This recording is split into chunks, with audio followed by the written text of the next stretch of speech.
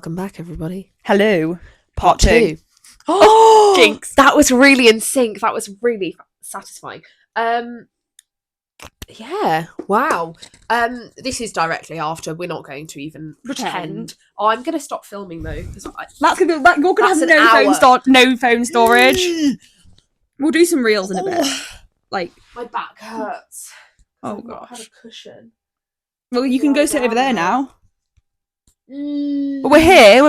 We're back for part 2 of the episode. Also, I think everyone knows you have to bulk record a podcast. Like, let's not even like. I know, but some people don't, do they? Because they do like. Yeah, but I fear I've. No. You've like what? You've just used all your phone storage. This is a follow-on from last week's episode. So if you haven't watched last week's episode, I would maybe suggest go back there and listen to that first. Yeah. Because this may not make Millie was at a breaking point. And if you want to know how she got there, listen to last week. We didn't actually unpack why I got there, but we just to be fair though, because I think I think it's interesting. I always find that when talking about mental health, I think it's important that absolute honesty is really important. But also, I think this is got a complete tangent, but like triggering content. I've been eating disorder awareness week recently. It's like, yes, sharing is important, but only if it's going to help other people. Yeah. And obviously, and at the moment, you just don't need to share things that are not going to help other people. And that's when, you know what I mean? Yeah. I don't think at the moment, people hearing the exact reasons probably isn't going to help anybody right now. I don't even think it's going to help me. No, so then there's no point. Don't do it. It's not anyway. But anyway, okay, that's me told. No, sorry. Jokes. No, I know what you mean. But you know what I mean? Fair enough. I had what one can describe as a mini break. Not really. I had an audition. An in-person one? Yeah. In Exeter. Ooh. And then I had to go and empty my flat in Guildford. So yeah. I had to drive from Bournemouth to Exeter to Guildford back to Bournemouth. Yeah.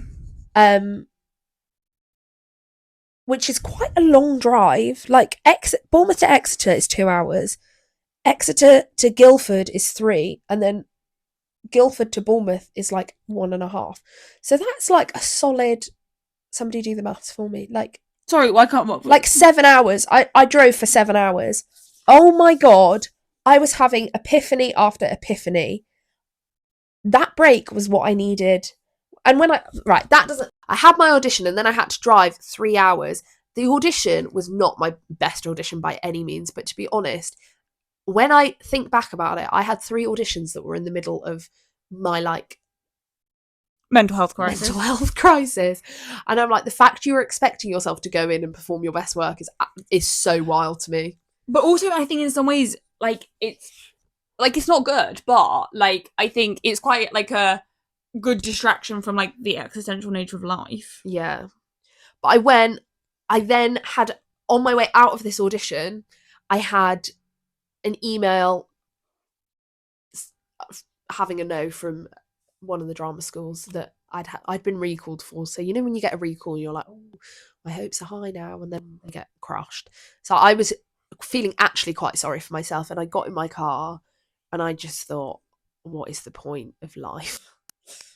That is a dangerous place to be. I know.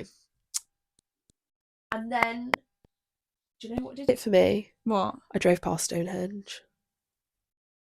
And I had... Do you know what? I was driving along in my car and I just had to take myself back. To our ancestors? To last year. No. To last year. And reminding myself of the mindset that we were taught last year, which is that drama school is not the be all and end all. This has got a bit drama school specific for this little miniature portion. But at the end of last year, I felt so full of excitement because of all the opportunities and the things. And I mean, you were actually quite a big part of that, not to big up Hannah, because it would be no fun. I could do a whole podcast on how much Hannah has influenced my life. I think we should do that, quite frankly. I don't. No, because then I can listen. That would be quite boring for everyone, I feel. Oh, but can you just send me a voice note though for when I feel sad about myself? Yeah. Thanks. But anyway, because I actually do often hate myself, so I think that's I know. help. Well, I will. I'll record a personal podcast for you, but I don't think. Honestly, though, put in the comments. Do you want to hear why I'm amazing? And if you do, just say yes, because I do think I think some of the people would love that. Okay, but anyway, I think right, Troy. Would you Troy? Ask Troy. Troy, as our biggest number one supporter, would you like Millie to do a podcast about why I'm amazing? I think Troy said yes. And, okay.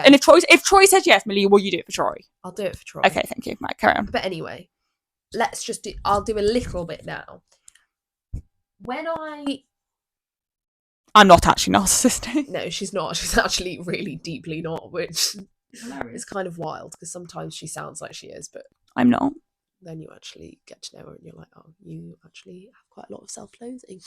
No, quite a lot, full self-loathing. My biggest trigger is actually being right. Well, let me compliment you then. Sorry. No, meeting Hannah and becoming friends with Hannah made me realise how many opportunities and things there are in life, and that realise her life wasn't that bad. no, but like it's that real, it's that real thing of like, and I've seen loads of TikToks about it, like the feminine urge to just do everything, and you are like that. You're just like, oh, I just want to do, like, you just do so much. And for the longest time, it was like performing arts was my only thing. And I was like, I just want to do that. I just want to do that. And I came away from last year being like, oh my God, I want to do a podcast with my best friend and write poetry and make a book. And I want to go and do stage management and costume creation and props making. And I want to, like, there was so much that by the end of last year, I was like, I just want to do it all. Like, I want to travel and live on my own in a new place. And I felt so full of excitement. And I'd really lost it. I'd really lost that excitement. She wasn't seeing me every day. But I wasn't seeing you every day. And I'd made myself so busy that I had no time to process anything. I just had a mental breakdown. I just left drama school, which for the longest time was my only goal, was to go to drama school and to get a degree in acting or performing arts or musical theatre. And I felt quite lost. But I tell you what, 7 hours driving between Exeter, Guildford and Bournemouth, and a couple of days spent with people that like really actually fuel me. Like, my flatmates in Guildford are the most iconic people. I literally love them ridiculous amounts. It's really quite sad that I don't live in Guildford anymore with them. Oh, I'm about to emergency call people. But I was shocked. I came back and I was like so rejuvenated. But it was the drive between Exeter and Guildford. And I was like, oh my God, I don't know where along the way I've lost all of that I gained from last year's course and from the people that I met, of like that excitement. I was like, babe, come on now. Yeah, you've left drama school, but actually that's given you so much more time to be able to explore all of these like amazing opportunities. It's not the be all and end all. And then I drove past Stonehenge and I was like, are you kidding me? What a natural spectacle. But yeah, that break, really, I came back and I went back to work that weekend and I was like, oh my lordy. Oh my goodness. Oh my goodness. No, I was like, I felt like myself again. And I think that's the thing. I am a big keeping myself busy kind of person. But actually, and even I think this week, because it's all been quite full on and it's just such a time of change in my life. And actually taking these few days, and I actually took a day off work yesterday to come up here and be with Hannah. Like, I literally was saying to I called my mum yesterday when Hannah was on a Zoom call, like, not to be all about Hannah again. I called my mum when Hannah was on a Zoom call and I was doing a bit of work.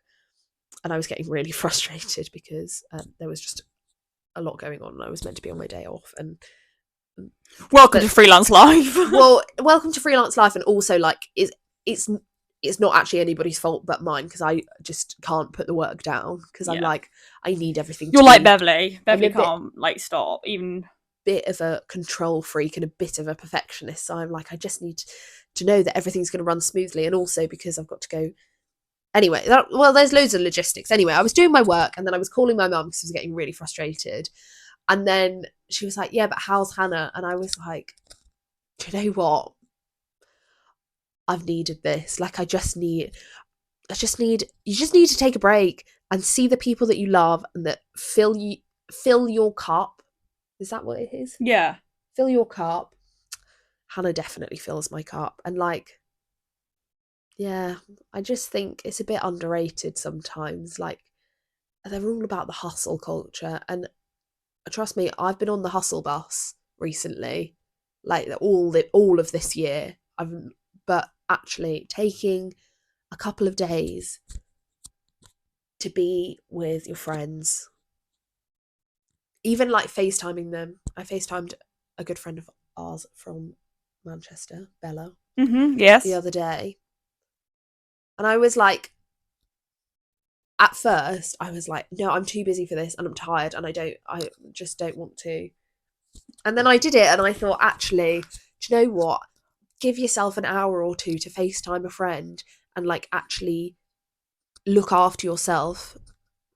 Yeah. Nurturing your friendships is so important. I think that's, again, listening to a different podcast about like friendships in your 20s and the importance of like, we do have an episode on that. Yeah. Already, sorry. Like the importance of like nurturing friendships, like, because relationships take time. Like, you know, we put like, I say we, like the royal we, because I'm not in a relationship, but people, you know, you have to put time and effort into relationships, and the same as with friendships. Like, you can't expect your friendships to carry on it if you don't put work into them. And actually, it's really important to put work into your friendships, because actually they're a really important part of like your well-being and like as a person. And like, while work is really important and like, you know, doing that thing, unfortunately we do live in a capitalist society where money is necessary to survive. It's also, and I think purpose, and I think like we're lucky that at the moment, like, we both of our work is intrinsically part of who we are as people, and that's why we do enjoy it so much, and why, you know, even when it's hard, like, we don't want to like necessarily leave it, because we do like genuinely believe in it, rather than it just being like a job. But I think, and which is great, because actually that does help with like purpose and like, you know, longevity in life. I was just reading the book, you know, the Ikigai, of like Japanese of like answer to longevity. Is very interesting. But I think, but also in the same of that purpose, while that purpose is really important, you also need to have that purpose with your friends and like with people of just like life.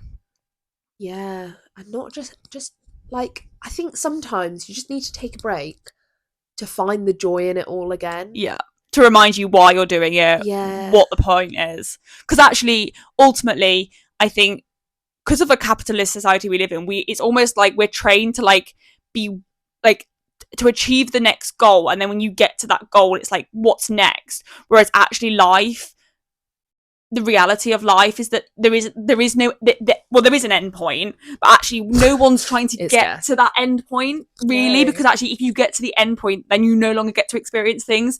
So it is about experiencing the everyday. And like, this is somewhat unrelated, but also I do think it is related.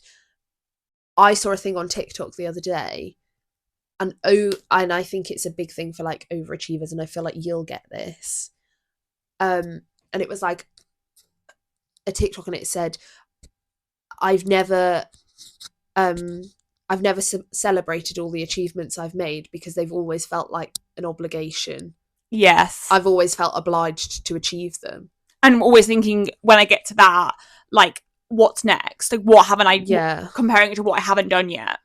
But actually, I think beyond like avoiding burnout, that's such a big thing of like taking a minute to just be like, this is why I'm doing this, and like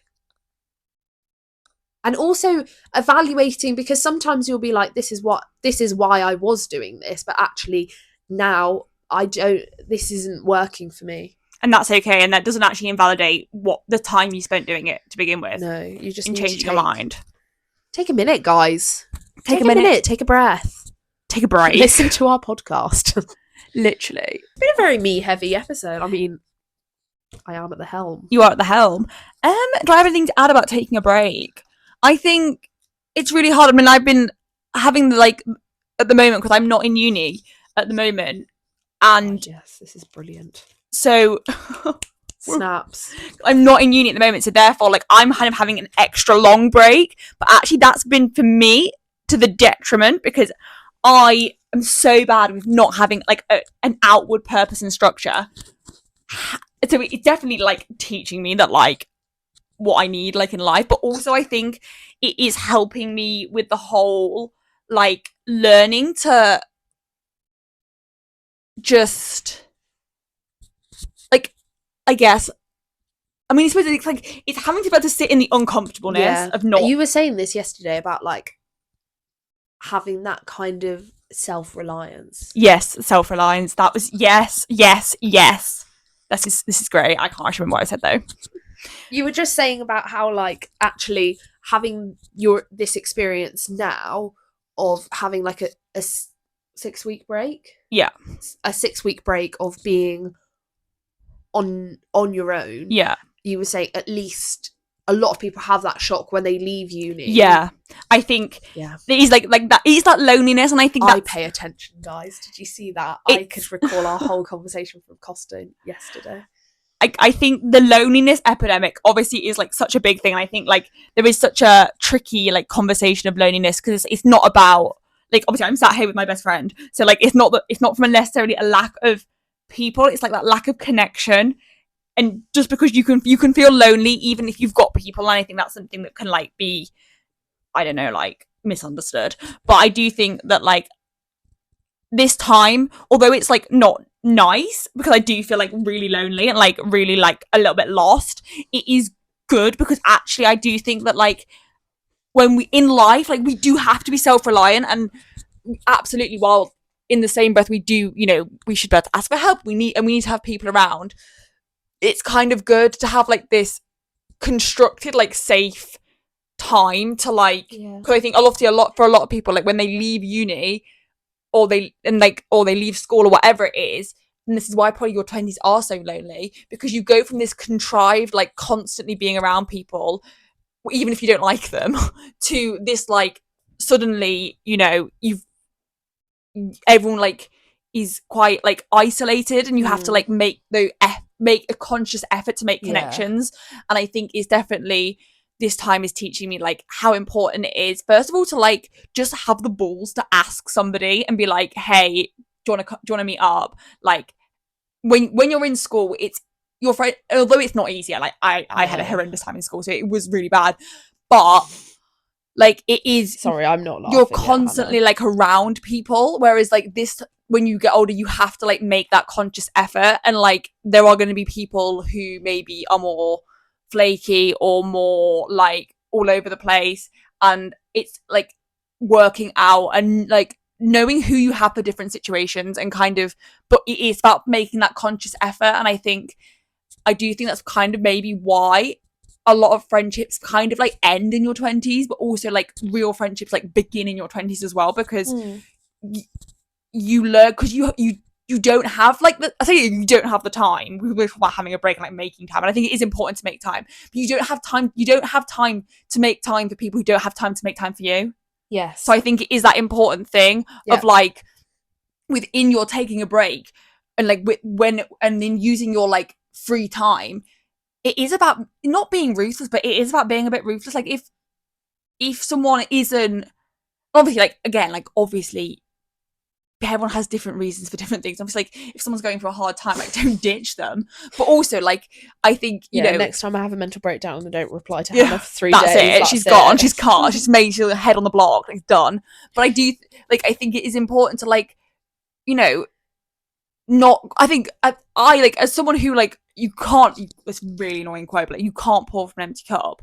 And therefore, like, it is about spending time with people who fill your cup. And ultimately, if someone just drains you all the time or never puts you first, you know, you don't have to keep those baggages for no reason. And I think it is important, like, that is just as important in like having a break. I think is about like, you know, when like with plants, you're like, sometimes for some plants you have to like cut the dead bits off to help them regrow. Yeah. And I think that is life. Like, sometimes you have to cut the dead people off or the dead things in your life to help you regrow. And actually, it isn't a loss. It's But also, and I mean, like, we've segued onto friendship in our 20s, but I do think it's an important. But I think it's part of having a break. It is part of the thing about having a break. But I have 2 friends from secondary school. I actually have a few friends that this applies to, where I don't talk to them every day. We're not like, we always describe our friendship as like middle-aged woman friendship. When you're back together, it's like nothing's changed. Yeah, but I think that's together, great. Nothing's changed. But in the in between time, we don't really talk to each other very much. But we'll go out for dinner like once every few months, and it's like. But I think that's the thing though, because I don't think, like, they're not dead friendships though. They're not dead bits to cut off. Like, they're really adding. It's not. I think there's such a focus these days. Like, I really struggle with it because I can be a bit of an MIA person. I'm not really an MIA person. I find it quite hard to reply to people. I think we've learned this. You less so.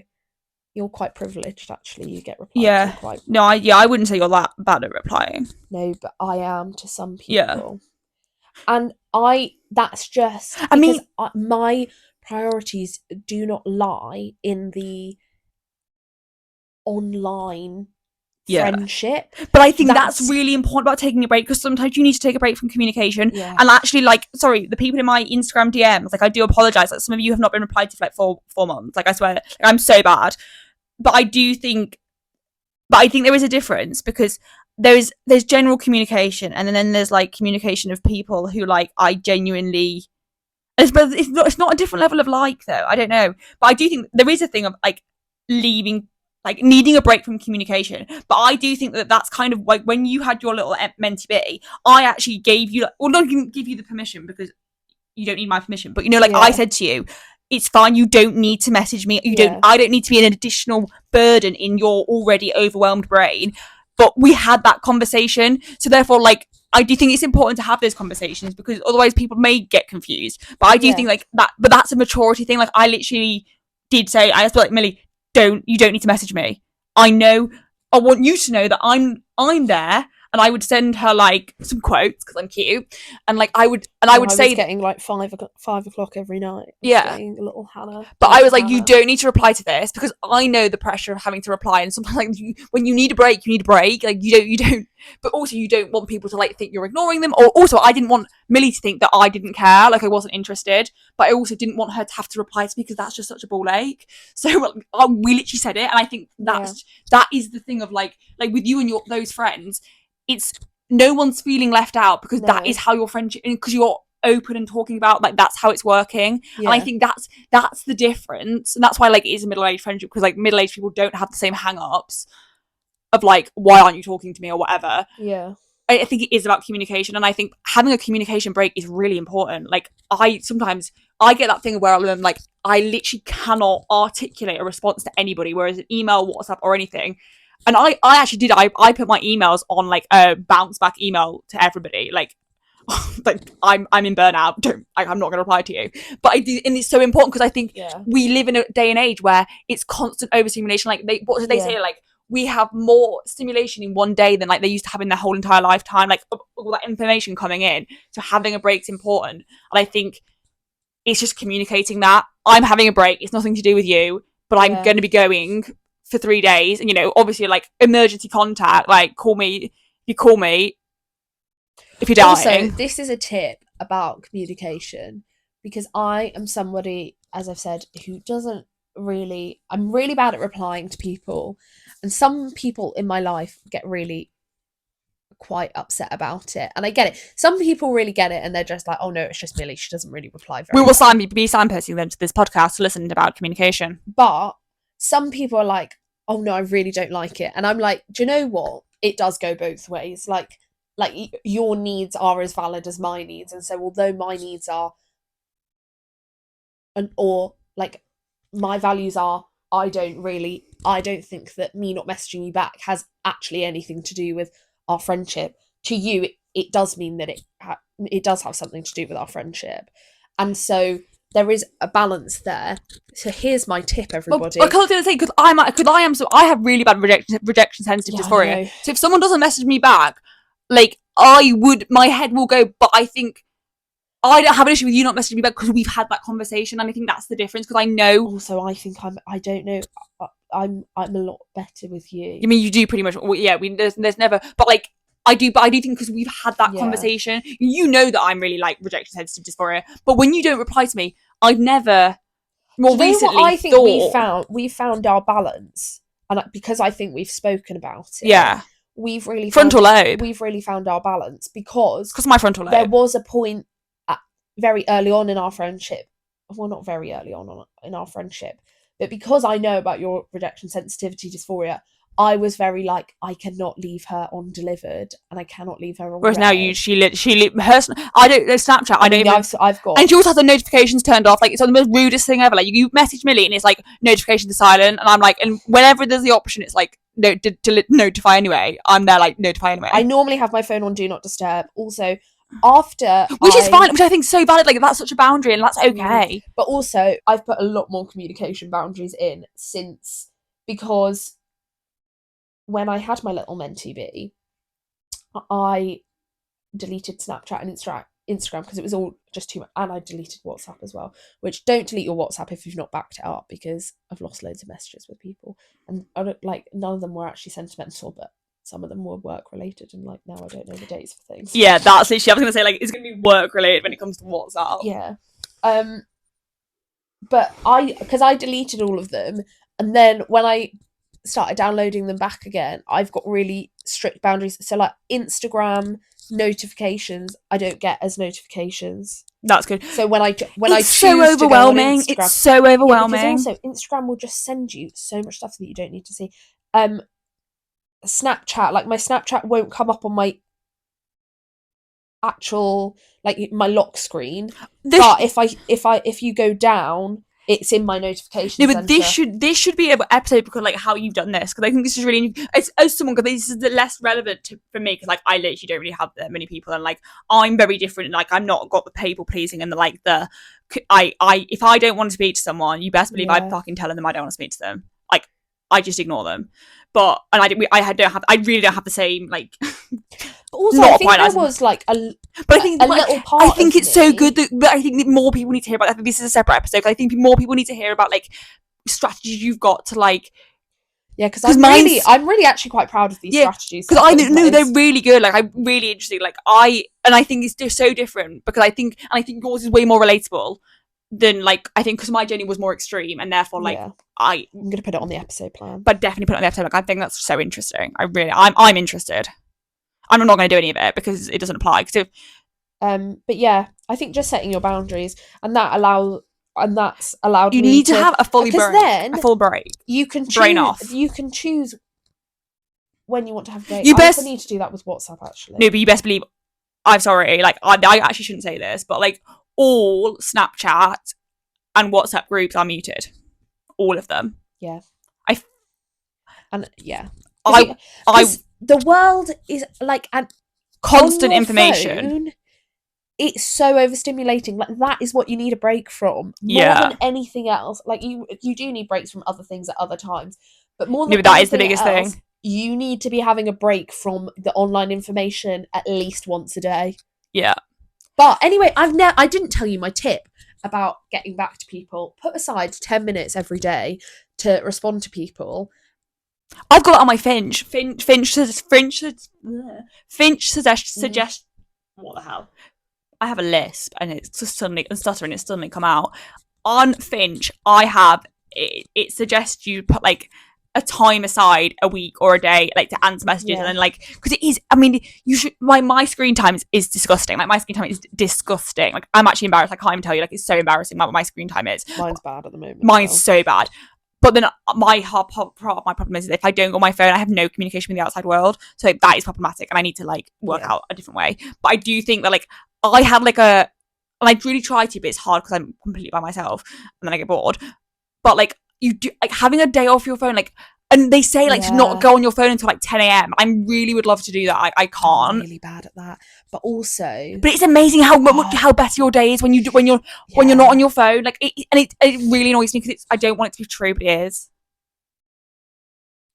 I'm quite excited because when I go skiing with David, that's going to be quite a no phone time. Literally, like, if I went, and I need it, but right now, because there are times that I'm not going to lie to you, there are going to be times where taking a break from your phone or just taking a break in general is actually going to be really quite inconvenient. Yeah, and you've got to weigh up is it inconvenient? And being ADHD, like, sometimes actually my break is scrolling on my phone. Like, that is the only time I do get a break. It's really hard to, like, find the balance. But if I was going skiing with David, I would literally put my phone, like, I wouldn't be on my phone. Like, I would literally be on, like, an hour in the evening. Exactly. Max. But I'm just... But I would need a break from, like... You've just got to weigh up, haven't you? The convenience of... Like, it's not a one-size-fits-all rule. I think, like, it's being flexible. No. Be flexible. And is the convenience outweighing the need? Like, is it... Don't have a break because you feel you have to have a break. Like... Don't have a break because you feel like you have to have a break. You're being told to have a break. Also, like, if it's a time at work that's really busy, probably choosing to have a break then is that's annoying. Is not the best idea. However, if you need to have the break, then your communicate are over the convenience of others. Your work. But also just communicate, like, try and communicate with people, because it's really, like, not ideal if people don't communicate. Yeah. Basically, communicate. That turns out that is the key to breaks. But that was our episode on breaks. But yeah, tune in next week for more inspiration. I feel next week we'll see. I don't even know what next week's episode's going to be, and it's exciting. Oh my god, how exciting! See you soon. Right, bye. See you soon. Bye.